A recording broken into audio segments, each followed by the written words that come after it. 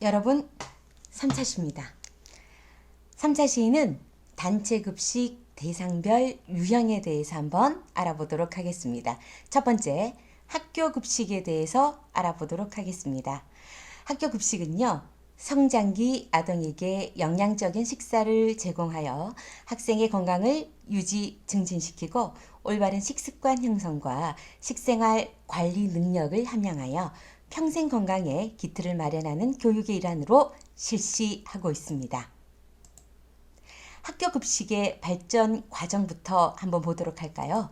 학교 급식은요, 자, 구분을 해서 국오 급식기라고 불리던 이 시절, 전후 시절이 되겠죠. 전쟁 직후에는요, 유니세프라고 하는 국제연합 아동기금에서 굉장히 궁핍한 아이들을 위해서 분유를 나누어 주던 것이 바로 학교 급식의 시작이라고 할 수가 있습니다. 그리고 이제 자립급식이라고 하여서요. 이제 점점 이제 분유에서부터 빵을 만들기 시작해서 급식을 하기 시작했는데 그때의 어떤 식중독 사고로 인해서 학생이 사망하기까지 하는 사건이 있었습니다. 그래서 이제 급식이 중단되었다가 한국 실정에 맞는 빵이 아닌 제대로 된 밥이라는 그런 형태로 급식을 시작하자 이렇게 되어서 학교 급식이 제대로 제도화되기 시작하는 그런 시기가 1981년부터 옵니다. 자, 제가 동그라미 빨갛게 한 거 요것만 좀 주의해서 잘 보시면 될 것 같아요. 그렇게 해서 점점 학교 급식이 확대가 되기 시작해서 2002년 기억하기 좋으려면 월드컵이 개최되었던 해죠. 그때 월드컵 때문에도 기분 좋았고 학교 급식이 확대 사업이 완료되었기 때문에 또 기분이 좋았어요. 학교 급식 확대 사업의 완료가 2002년 이루어집니다. 그리고 그때쯤 되면 해썹이라고 하는 시스템을 여러분 아마 들어보셨을 거예요. 굉장히 식중독을 예방할 수 있는 위생적인 시스템이죠. 그런 시스템이 학교 급식에 도입되게 됩니다. 그리고 2003년부터는 구분에 선진화라는 게 아마 보이실 겁니다. 이제는 너무 발전해서 선진화가 되었다라고 보고 있는 거죠. 이때는요. 빨간 동그라미가 어디에 있나 보시면 직영급식이라는 글자에 되어 있을 겁니다. 예전에는요. 학교 급식도 위탁을 했었습니다. 근데 위탁은 영리추구를 한다라고 했죠. 아니 학생들 영양적으로 굉장히 좋은 식사를 주어야 하는데 영리추구를 하면 영양적으로 굉장히 훌륭하기가 힘들겠죠. 그래서 그게 아니다. 교육부 관리 하에서 직영으로 해야 된다. 그래서 이윤을 남기지 않고 그 학생들이 내는 돈을 거의 재료비나 이제 인건비로 다 쓸 수 있게 하자. 그렇게 해서 직영급식을 하게 되었죠. 그리고 영양교사가 제대로 배치되기 시작했습니다. 2007년에요. 그리고 지금쯤 와서 제대로 한번 봐야 될 게 이제는 초중고등학교에 무상급식이 전국적으로 확대되어서 2001년에는 46.8%에 해당하던 무상급식이 2006년에는 70.5%에 해당하게 되었다라는 것이 또 다른 아주 기쁜 선진화가 된 지표라고 볼 수 있겠죠. 학교 급식 실시 현황입니다. 위탁이 제가 없다라고 말씀을 드렸는데 하는 수 없이 몇몇 굉장히 작은 사립이나 이런 쪽에 어쩌다가 한 군데가 있기 때문에 위탁이 그래도 완전히 0%는 아니고 아주 소수 있는 걸로 나와 있죠. 이번에는 산업체 급식에 대해서 보도록 하겠습니다. 산업체 급식은요. 노동 정도 및 작업 환경에 적절한 영양이 함유된 급식을 제공함으로써 근로자 개인의 영양 관리와 건강을 유지하기 위함이 목적입니다. 의는요. 급식을 통한 생산성을 향상시키고 그리고 이 급식을 줌으로써 기업의 이윤을 증대시켜서 국가 또한 발전할 수 있게 하는 게 바로 이 산업체 급식의 의의가 아닐까 싶습니다. 이 과목에서는 전반적인 단체 급식에 대해서 여러분들이 학습하실 거고요. 생애주기 영양학이라는 과목을 배우시게 되면 노동 영양에 대해서 따로 공부를 하실 거예요. 예를 들면 너무너무 더운 고열 환경에서 일을 하시는 분과 예를 들면 냉동창고 같이 굉장히 추운 환경에서 일을 하시는 분은 드시는 게 달라야 됩니다. 그래서 어떤 환경이냐에 따라서 어떤 영양 상태를 가지고 있어야 되느냐가 다르기 때문에 거기에 따라서 다른 영양을 공급해야 된다는 거죠.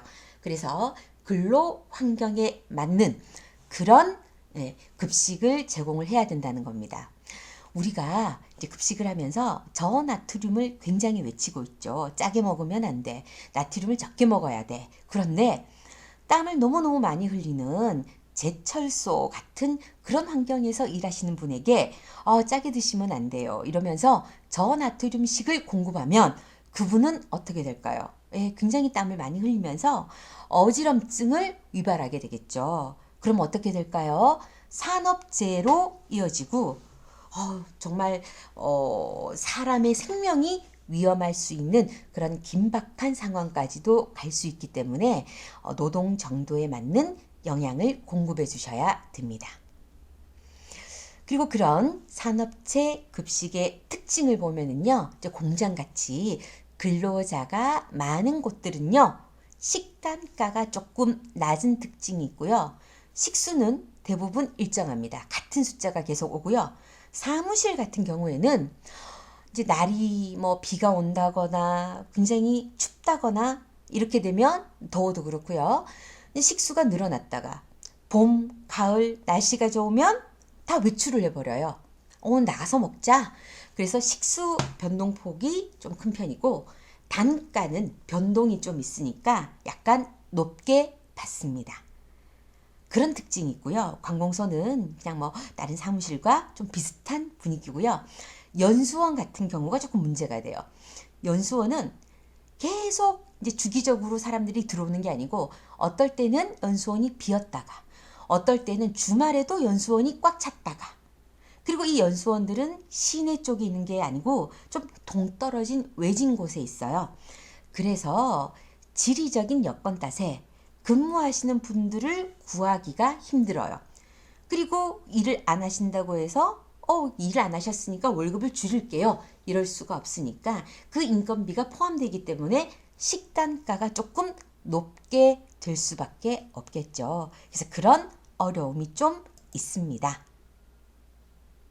자, 이번 동영상은요. 여러분들 산업체 급식이 얼마나 많이 변하고 있는가 이걸 여러분들께서 한번 봐주시기 주로 값싸게 한 끼를 해결하는 데 불과했던 급식 시장이 빠르게 성장하고 있습니다. 저염, 저칼로리 반찬부터 유명 맛집과 협업해서 선보이는 메뉴까지 다양한 식단이 개발되고 있습니다. 이하린 기자가 취재했습니다.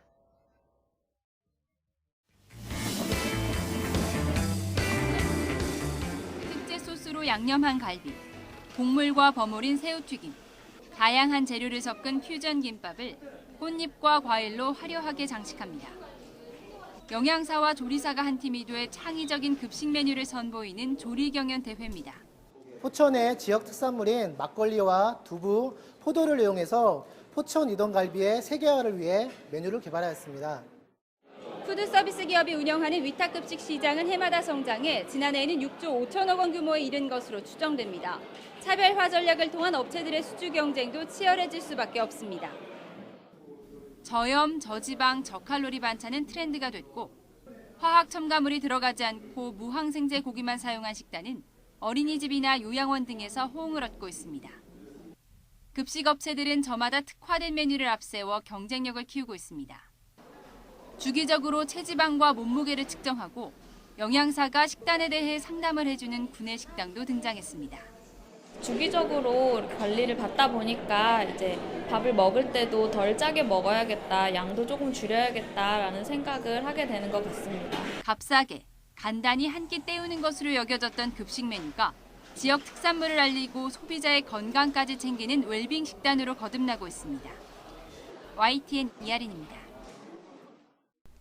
네, 산업체 급식의 변화가 얼마나 놀라우면 뉴스에 나오겠습니까? 이렇게 많이 변하고 있습니다. 이번에는 병원 급식의 유형에 대해서 보도록 하겠습니다. 병원 급식이라고 하면은요, 환자식을 많이 떠올리더라고요. 근데 병원에는요, 환자만 계시는 게 아니고요. 그 환자분들을 위해서 일하시는 직원분들도 계십니다. 그래서 직원 급식도 병원식에 들어가는 겁니다. 병원 급식에. 그런 직원 급식과 환자분들을 위한 일반식과 환자분들을 위한 치료식 등의 환자 급식으로 분류가 되죠. 근데 이 병원 급식은요, 굉장히 많은 어려움이 있습니다. 어떤 어려움이 있는가 하면은요, 직원식 같은 경우에는 크게 문제가 없어요. 크게 문제가 없는데, 이 환자식 때문에 문제가 좀 됩니다. 왜냐하면 그 환자들의 연령대, 그리고 질병의 종류, 그리고 질병의 진행 상태, 예를 들면 고혈압도 어느 정도다. 그리고 이 고혈압에 그리고 합병증이 어떤 게 같이 있다. 이런 거에 따라서 치료식이 다 다르기 때문에 엄청나게 많은 종류의 음식을 해야 됩니다. 그리고 그 환자들마다 받아야 되는 급식 내용이 다르기 때문에 그 만든 음식을 그 환자 이름에 맞추어서 이렇게 배열을 하는 것도 굉장히 힘듭니다. 그래서 예전에는 그 식판이 바뀌어서 문제가 되는 경우도 꽤 많았죠. 그래서 요즘에는 병원에서 어떻게 하고 있나요? 환자들 팔에 보면 팔찌로 바코드를 달아놓죠. 그리고 이제 급식을 배달하게 되면 이 바코드를 찍어서 서로 확인하는 그런 과정을 거치기도 합니다. 그리고 병원 같은 곳에는 일요일 없습니다. 환자 늘 있죠? 공휴일에도 있고. 그리고 당뇨 환자 같은 경우에는 아침에 저혈당이 우려될 경우에는 야식도 드려야 되고요. 그리고 또 직원식 중에 수술실에도 굉장히 오랫동안 수술을 하거나 이런 이제 간호사 선생님들 그리고 의사 선생님들도 식사를 하셔야 됩니다. 못 나오고 거기서 드셔야 되는 경우도 있어요. 그래서 너무너무 많은 종류의 식사가 있고 절대로 365일 단 한 끼도 쉴 수 없고 그리고 환자들이 직접 나올 수 없기 때문에 인건비 부담이 매우 높습니다. 그리고 계속 바뀝니다. 입원하고 퇴원하고 늘 그렇기 때문에 식수도 몇 끼마다 바뀌고요. 그리고 식사 내용도 계속 바뀌기 때문에 그거 확인만 해도 엄청나게 바쁠 수밖에 없죠. 그리고 만약에 기계가 하나 고장이 났다. 그리고 배수구에 하나 문제가 났다. 공사하거나 고칠 시간이 없습니다. 그리고 정상적인 면역력을 가진 사람이라면 아무 문제가 없을 급식 내용이라도 이분이 편찮은 환자이기 때문에 갑자기 막 배가 아프다. 그리고 식중독 증세가 일어난다. 이런 문제가 있을 수가 있죠. 그래서 많은 어려움이 있는 게 바로 병원 급식이고요. 그래서 제가 2차 시였나요? 그때 말씀드렸죠. 굉장히 기술적으로 우수한 그래서 기술이 많이 축적된 그런 단체 급식 이제 업체들이 병원 급식을 이제 직접 하러 가더라. 이런 말씀을 드렸던 것 같습니다. 그리고 사회복지시설, 아동복지시설, 노인복지시설, 장애인복지시설 이런 여러 복지시설도 단체 급식을 통해서 이제 식사를 제공받게 되죠. 그렇지만 이런 복지시설도 이제 이런 분들이 와서 하루에 한 끼만 드시는 경우에는 영양사가 없는 경우도 꽤 있고요. 여기서 거주를 하는 경우라면 영양사가 반드시 있어야 됩니다. 어린이집 급식에 대해서 얘기해 보도록 하겠습니다. 어린이집은요, 원래 재원하는 어린이집 원화수가 100명 미만이면 영양사가 없어도 됩니다. 근데 그 100명 미만의 어린이집들이 영양 관리가 제대로 되지 않다 보니까 정부에서는 어린이 급식 관리 지원센터라는 곳을 얼마 전부터 개소해서 이런 어린이집의 영양과 위생을 아주 잘 관리할 수 있도록 도와주고 있죠. 아직도 어린이 급식 관리 지원센터에 대해서 잘 모르시는 분들, 학생들이 많아서 어린이 급식 관리 지원센터에 대해서 한번 또 동영상으로 확인해 보도록 하겠습니다. 우리 아이 영양 위생 지킴이. 자녀가 어린이집에 다니고 있나요? 제가 직장을 다녀서 어린이집을 믿고 아이를 맡기고 있는데 그러나 현실은 이런 걱정을 어린이 급식관리지원센터에서 해결해 드립니다. 어린이 급식관리지원센터 지도 후 지저분했던 주방이 이렇게 바뀌었습니다. 어떻게 하는 게 식중독을 예방할 수 있는지에 대해서 막연히 손만 단순히 씻는다거나 단순히 삶는다거나 이렇게만 알았었는데요. 편식을 하던 아이들도 센터에서 교육을 받은 후 식습관에 변화가 생겼습니다. 센터에서 교육을 받은 어린이들의 편식, 잔반율이 연도별로 감소하였습니다. 어린이 급식관리지원센터는 전문 영양사가 연령에 맞는 식단과 영양위생 정보 등을 지원해드리고 있으며 대상자별로 영양위생 교육을 진행하고 있습니다. 네, 알고 있습니다. 어린이집 위생점검이랑 아이들 영양교육을 하는 기관으로 알고 있어요. 네, 등록되어 있습니다. 아이가 채소 편식이 좀 심한 편이었는데 당근 스틱이나 오이스트 같은 채소를 먹기 시작했어요. 그리고 식사 전에 어느 순간 손을 씻는 습관이 길들여졌길래 어디서 배웠냐 물어봤더니 어린이집에서 배웠다고 하더라고요. 그리고 제가 학부모 교육을 받았었는데 아이들 키우는데 도움이 되는 영양 지식이 많아서 참 좋았습니다.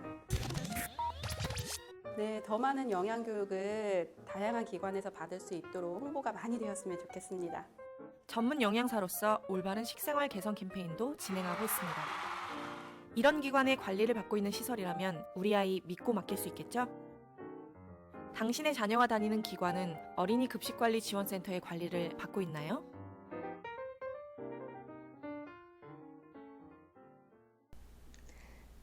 네, 이번에는 군대 급식도 단체 급식에 들어간다는 걸 또 말씀드리고 싶습니다. 네, 진짜로 단체 급식이 되는 거죠. 절대로 밖에서 식사를 할 수가 없습니다. 네, 군대 급식도 있고요. 그리고 군대 급식도 변화하고 있다라는 걸 또 말씀드리고 싶어요. 군대에서도요, 이제 취사병이 아닌 외부, 특히 아워홈이에요. 이제 그런 기업에서 이제 군대 급식의 일부, 특히 공군이죠. 그런 것들을 이제 관리하고 있는 그런 것들도 있습니다. 네. 그 외에 선수촌이나 운동선수를 대상으로 하는 그런 단체 급식도 있습니다. 그런 것은 그냥 일반적인 급식은 아니고요.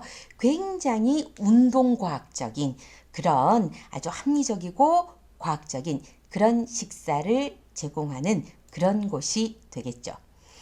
그리고 교정시설, 예, 이제 교도소나 이런 곳들이죠. 이런 곳들도 바로 단체 급식이 적용되는 곳입니다. 그리고 급식의 운영 형태에 대해서도 여러분들이 한번 들어보셔야 될 겁니다. 직영이라는 것은 무엇인가? 직영, 많이 들으셨을 거예요. 직접 운영한다 라는 뜻이죠. 그래서 외부 업체가 아닌 그 회사 소속의 구성원이 직접 이제 영양을 관리하고 조리를 하고 이렇게 하는 거겠죠. 그럼 여기서는 이윤을 남길까요? 아니죠. 그렇기 때문에 원래 단체 급식이라고 얘기하는 것들은 원래 기본 의미는 직영을 의미하는 것이었습니다. 그리고 두 번째, 임대라는 운영 형태의 단체 급식도 있습니다. 그럼 뭔가 공간을 빌려주는 거예요. 그래서 임대료를 받고 그 자리에 급식을 할 수 있는 어떤 업체가 들어와서 이제 장사, 이렇게 표현할 수 있겠죠. 그런 식으로 영업을 하는 게 바로 임대가 되겠고요. 위탁은요, 계약 기간 동안 우리 쪽에 급식을 맡아주십시오 라고 의뢰, 맡기는 게 바로 위탁급식이 되는 겁니다. 그럼 위탁을 할 경우에는 어떤 장점, 단점이 있는지 좀 보도록 하겠습니다. 재정적으로는요, 일단은 원가가 절감이 될 수 있어요. 그리고 자본이 투자되는 듯한 그런 효과도 있을 수가 있습니다. 왜 예산이 보장될 수 있는가? 예를 들면 우리 회사 하나만 이 급식을 진행하게 되면 재료비가 많이 들어요. 그렇지만 위탁급식 업체는 여러 군데를 하고 있기 때문에 정말 도매에 가깝게 아주 굉장히 싸게 식자재를 구할 수 있기 때문에 훨씬 더 같은 돈이지만 내실 있게 급식을 할 수가 있는 거겠죠. 그리고 인적 자원으로도 봤을 때 훨씬 노하우가 있는 선배가 후배들을 가르쳐서 아주 건실한 회사로 만들어서 급식 전문 업체가 되었기 때문에 아주 유능한 관리자를 활용할 수가 있고요. 그리고 어떤 한 명의 전문가가 여러 회사를 관리할 수도 있기 때문에 인건비가 절감될 수도 있고, 예를 들면 이제 옛날에는 영양사를 구하기 위해서 인사과가 굉장히 애를 썼지만 이제는 위탁업체에서 알아서 하니까 우리는 이제 신경 안 써도 되니까 너무 좋아 라고 생각할 수도 있겠죠. 그래서 또 다른 여러 가지 감독을 해야 된다거나 관리를 해야 된다거나 보수 공사를 해줘야 된다거나 이런 면에서 신경을 안 써도 되니까 너무너무 위탁을 맡겨버리면 원래 이제 회사를 운영하던 분들, 그러니까 급식을 직접 했던 분들 입장에서는 굉장히 편하게 되는 거겠죠. 그래서 이렇게 급식을 위탁하게 될 때에는 이런 여러 가지 절차를 겪게 됩니다. 요런 과정은 그냥 이렇게 보시고 넘어가셔도 될 것 같아요. 위탁 계약 방식은요, 식단가 계약제와 관리비 계약제가 있다라고 되어 있는데 지금 현재로서는 거의 식단가 계약제를 주로 체결하고 있다라고 알아두시면 될 것 같습니다.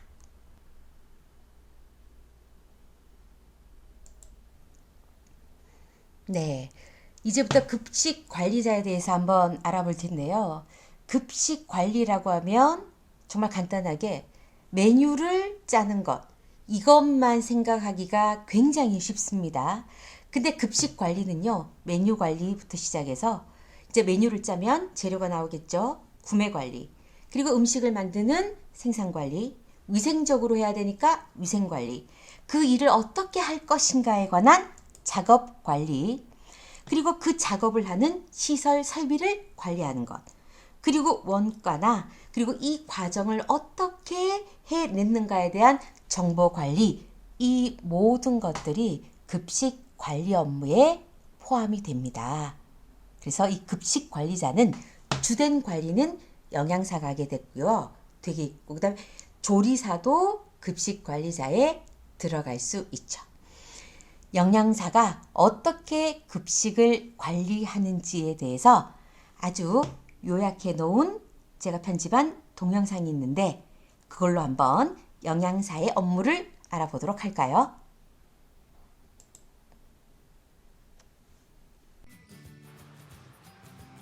(2014년) 입사한 나는 현재 CJ 프레시웨이 그랜드 앰베서더점에서 근무하고 있다. CJ 프레시웨이가 위탁 운영 중인 이곳에서 내 역할은 영양사이자 관리자이기도 하다. 영양사라는 직군으로 입사해 단순히 식단을 짜고 간단한 고객 관리 정도를 예상했지만 실전에 뛰어드는 순간 예상은 빗나갔다. 나의 일과는 매일 입고되는 다량의 식자재를 검수하는 것으로 시작된다. 식자재는 음식의 맛과 영양, 그리고 체계적인 운영 관리에도 큰 비중을 차지하기 때문에 영양사와 관리자라는 내 역할을 함축적으로 보여주는 업무 중 하나이다. 그 다음 내가 조리 공간과 서비스 공간 등의 위생까지 확인하고 나면 비로소 점포는 본격적으로 고객을 맞이할 채비에 들어간다. 이어서 전날 매출을 등록하고 점포의 일정을 확인하면 관리자로서 나의 아침은 금세 흘러간다. 모든 업무가 중요하지만 아무래도 식사 시간이 가까워올수록 나는 긴장하게 된다. 내가 구성한 식단을 고객에게 실제로 제공하는 때이다 보니 제공 전 음식이 제대로 조리됐는지 검식을 하고 배식 및 홀라운딩을 통해 고객의 반응도 꼼꼼히 살펴야 한다. 다른 건 짜거나 싱거운 건 따로 없으세요? 되게 맛있어요. 간도 딱 맞는 것 같아요. 감사합니다. 이 순간만큼은 나도 관리자가 아닌 영양사로서 매일 고객의 평가를 받는 셈이다. 따라서 개선해야 할 것이 발견되면 빠짐없이 체크에 반영하고 있다. 이렇게 오전에는 하루를 준비하는 일에 매진했다면 오후엔 좀 더 중장기적인 성격의 업무들을 한다. 재고조사를 통해 손익을 계산하는 일부터 다음 한 주의 식단을 짜거나 고객사와의 미팅 등도 대부분 오후에 이루어진다. 그리고 한 달에 한 번은 각 점포별 점장들이 모이는 회의가 열리는데 이 자리에선 각 점포들의 이슈를 공유함으로써 만일의 상황에 대비하고 관리자로서 위생 및 서비스에 관한 새로운 정보를 얻은 다음 점포 구성원들에게 전달하기도 한다.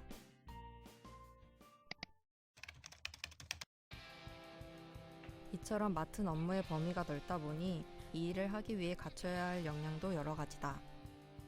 좋은 메뉴와 위생관리 등 흔히 생각하는 영양사로서의 지식과 역량은 당연하고 그건 못지않게 관리자로서의 역량과 마음가짐도 무척 중요하다. 점포의 메뉴, 위생, 인력관리에 이르기까지 거의 모든 것을 관리하고 책임지는 자리이기에 운영 역량은 기본이고 구성원들에게 분업과 협업을 적절히 주문하고 그들을 이끌어갈 리더십도 필요하다. 영양사의 기본적인 업무에 관리자의 책임까지 더해진 나의 직업. 두 가지를 동시에 해내는 게 결코 쉽진 않지만 나는 그만큼 얻은 것도 많은 것 같다. 고객들이 좋은 음식에 만족하는 모습을 보면서 영양사의 보람을 느끼고 점포의 구성원들이 즐겁게 일하는 걸 보면 관리자로서의 보람도 얻곤 한다. 네, 간단히 맛있는 음식만 메뉴로 이렇게 짜는 그런 일은 아니라는 걸 이제 아셨습니까? 네.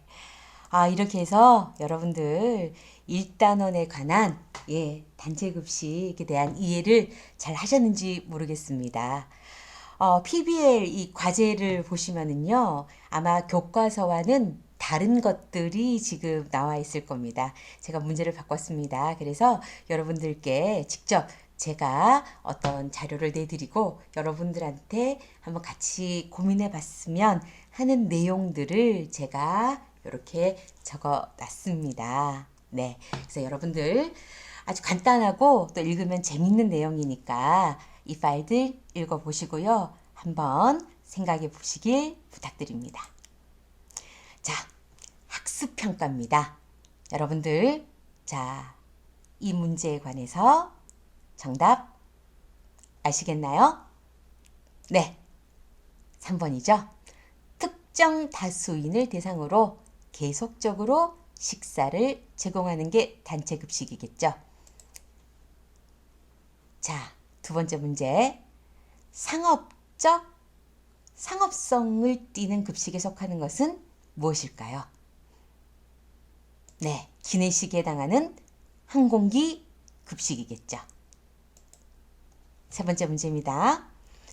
단체 급식의 현황에 대한 설명으로 옳지 않은 것이 어떤 것들이 있나요?